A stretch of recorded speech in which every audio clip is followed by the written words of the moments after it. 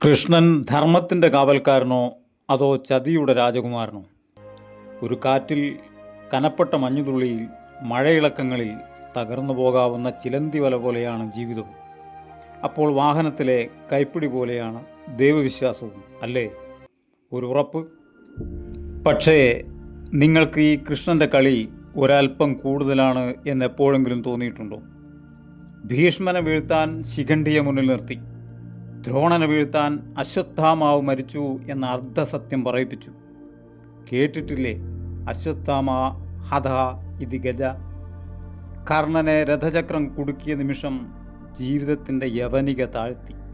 ഇത് ധർമ്മമാണോ അതോ വില്ലത്തരമോ? ദുര്യോധനൻ കൃഷ്ണനെ കണ്ടത് ദൈവമായല്ല. അവൻ്റെ കണ്ണിൽ കൃഷ്ണൻ ധർമ്മത്തിൻ്റെ മറവിൽ ശത്രുവിനു വേണ്ടി കളിക്കുന്ന അപകടകാരിയായ ബുദ്ധിയായിരുന്നു. നീതി അത് തോറ്റവരുടെ ആശ്വാസവാക്ക് മാത്രമാണെന്ന് ദുര്യോധനൻ വിശ്വസിച്ചു. അയാളുടെ മനസ്സിൽ കൃഷ്ണൻ വില്ലനാണ്.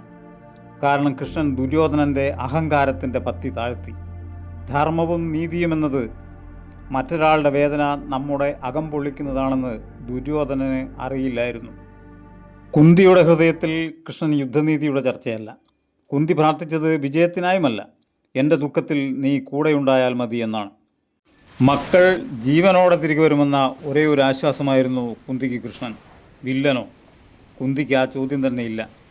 ഒരു സ്ത്രീ സഭയിൽ നഗ്നയാക്കപ്പെടുമ്പോൾ എല്ലാ മനുഷ്യരും തലകുനിച്ചപ്പോൾ ദ്രൗപദി നെഞ്ചുപൊട്ടി വിളിച്ചത് കൃഷ്ണനെയായിരുന്നു.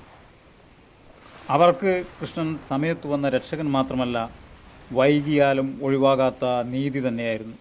ദ്രൗപദിയുടെ കണ്ണിൽ കൃഷ്ണൻ വില്ലനല്ല, അവൻ അവസാന പ്രതീക്ഷയാണ്. ശിഖണ്ഡി കൃഷ്ണനെ ആരാധിച്ചില്ല. അദ്ദേഹം അറിഞ്ഞത് ഇത്രമാത്രം: ഭീഷ്മർ തന്നെ തോൽപ്പിക്കില്ല.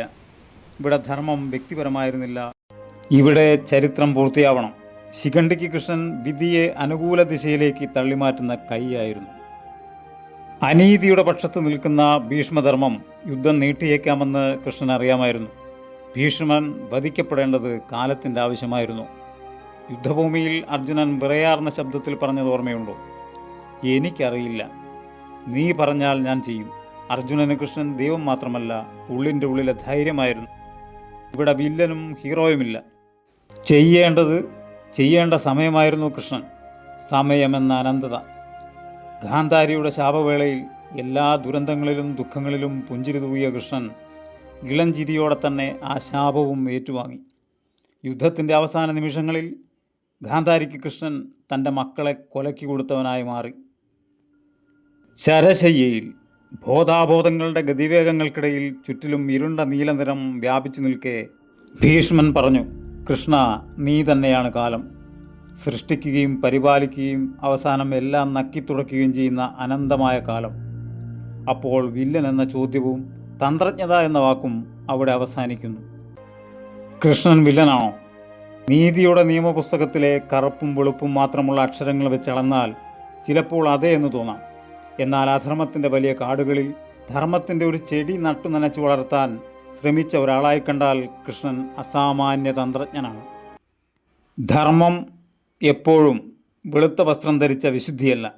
ചിലപ്പോൾ അത് ചോര പുരണ്ടതും ചതിയുടെ മണമുള്ളതുമാകാം. പക്ഷേ ധർമ്മമില്ലെങ്കിൽ മനുഷ്യനില്ല.